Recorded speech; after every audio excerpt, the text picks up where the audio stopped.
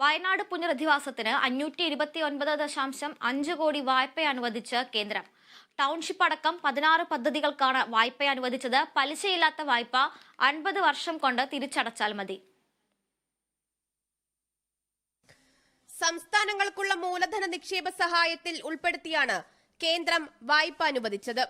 സംസ്ഥാനം കേന്ദ്രത്തിന് മുന്നിൽ സമർപ്പിച്ച 535.56 കോടി രൂപയുടെ പദ്ധതി പരിഗണിച്ചാണ് വായ്പ അനുവദിച്ചിരിക്കുന്നത്. ടൗൺഷിപ്പ് അടക്കം 16 പദ്ധതികൾക്കാണ് കേന്ദ്ര സഹായം. ടൗൺഷിപ്പിലെ പൊതുകെട്ടിടങ്ങൾ, റോഡുകൾ, ദുരന്ത മേഖലയിലെ പുഴയുടെ ഒഴുക്ക് ക്രമീകരിക്കൽ, സ്കൂൾ നവീകരണം തുടങ്ങിയ പദ്ധതികൾക്ക് പണം ചെലവഴിക്കാം. പലിശയില്ലാത്ത വായ്പ 50 വർഷം കൊണ്ട് തിരിച്ചടച്ചാൽ മതി. മാർച്ച് 31-നകം പണം ഉപയോഗിക്കണമെന്നാണ് നിർദ്ദേശം നൽകിയിരിക്കുന്നത്. ഇക്കാര്യം അറിയിച്ച് ധനവകുപ്പ് അഡീഷണൽ ചീഫ് സെക്രട്ടറിക്കാണ് കേന്ദ്രം കത്തയച്ചത്.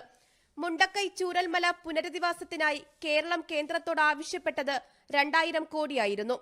കേന്ദ്ര ബജറ്റിൽ ഉൾപ്പെടുത്തി ഇത് പ്രഖ്യാപിക്കുമെന്ന് പ്രതീക്ഷിച്ചിരുന്നെങ്കിലും നിരാശയായിരുന്നു ഫലം. Kerala vision news, Thiruvananthapuram.